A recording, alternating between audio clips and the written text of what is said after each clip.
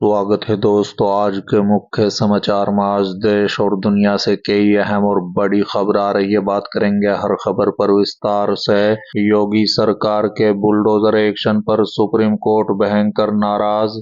कहा याद है अनुच्छेद 21 बनाने पड़ेंगे मकान। बताएंगे विस्तार से। एक और बड़ी अपडेट, फिर से पलटी मारेंगे नीतीश कुमार। प्रशांत किशोर ने बता दी तारीख। बीजेपी के उड़े होश। इसी के साथ अगली बड़ी खबर हम आपको बताएंगे। विधानसभा से सस्पेंड होने के बाद अबू आजमी की पहली प्रतिक्रिया। कहा मैं कानून का दरवाजा खटखटाऊंगा। एक और बड़ी अपडेट, महाराष्ट्र में चल रहा है गुंडा राज। एआईएमआईएम अध्यक्ष इम्तियाज जलील का बड़ा बयान। कोर्ट से कर दी अपील। तो चलिए देख लेते आज की पहली बड़ी खबर। योगी सरकार के बुलडोजर एक्शन पर सुप्रीम कोर्ट भयंकर नाराज। कहा याद है अनुच्छेद 21 बनाने पड़ेंगे मकान। जी हां दोस्तों, आपकी जानकारी के लिए बता दें कि सुप्रीम कोर्ट ने प्रयागराज में उचित कानूनी प्रक्रिया का पालन किए बिना मकानों को ध्वस्त करने को लेकर बुधवार को उत्तर प्रदेश सरकार से नाखुशी जताई और कहा कि ये कार्रवाई चौंकाने वाली और गलत संदेश देती है। जस्टिस अभय ओका और जस्टिस एन कोट सिंह की बेंच ने मकान गिराने के मनमाने पूर्ण मामले पर आपत्ति जताई और कहा कि ध्वस्त किए गए ढांचों का पुनर्निर्माण करना होगा। साथ ही बेंच ने कहा है कि यह कार्रवाई चौंकाने वाली और गलत संदेश भेजती है। ये ऐसी चीज है जिसे ठीक करने की जरूरत है और आप मकानों को ध्वस्त करने जैसे कठोर कार्रवाई कर रहे हैं।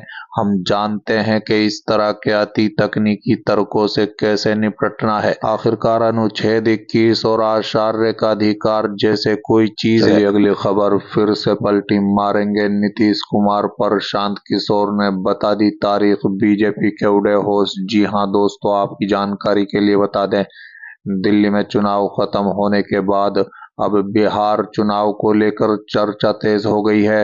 साल के आखिर में बिहार में विधानसभा के चुनाव होंगे। इस बीच बिहार में चुनाव को लेकर सियासी पारा चढ़ा हुआ है। सत्ताधारी एनडीए गठबंधन के प्रमुख जेडीयू में चुनाव को लेकर हलचल तेज हो चुकी है। इसी बीच चुनाव रणनीतिकार प्रशांत किशोर ने बड़ी भविष्यवाणी की है। उन्होंने कहा है कि नीतीश कुमार विधानसभा चुनाव तक बीजेपी के साथ रहेंगे, लेकिन इसके बाद वो पलटी मार सकते हैं। मालूम हो कि बिहार में बीजेपी और जेडीयू के बीच खटापट की खबरें तेज हो गई हैं। जेडीयू के कई नेताओं का कहना है कि उनकी पार्टी के विधानसभा चुनाव में ज्यादा सीटें मिलने चाहिए। जेडीयू के नेता बीजेपी पर दबाव बना रहे हैं कि उन्हें कम से कम 130 सीटें लड़ने के लिए मिलनी चाहिए।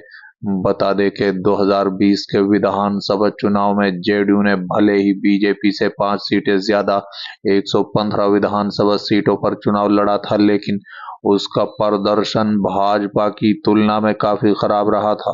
भाजपा ने जहां 110 सीटों पर चुनाव लड़कर 74 पर जीत हासिल की थी, वहीं जेडीयू सिर्फ 43 विधानसभा सीटों पर ही जीत दर्ज कर पाई थी।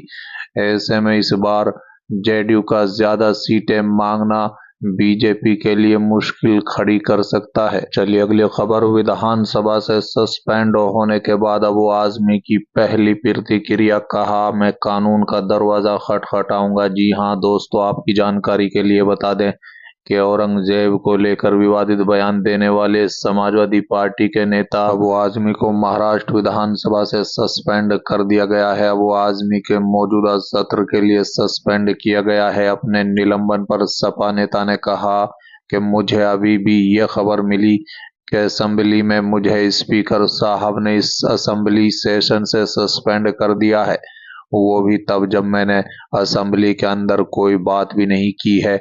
आजमी ने कहा है कि बाहर भी मैंने जो बात कही उसमें किसी भी महापुरुष को कोई अपमानित करने वाली बात नहीं की। किसी ने महापुरुषों के साथ गलत किया उस पर मैंने कोई बात नहीं की है। मैं तो सिर्फ औरंगजेब के बारे में बात हुई। जो भी हिस्ट्री में है, जो लोकल लोगों ने लिखा हुआ है, उन चीजों को मैंने बताया। उनके बारे में ये बातें हैं, बाकी तो मैंने कोई बात नहीं की, लेकिन उसके बाद भी मुझे सस्पेंड कर दिया गया।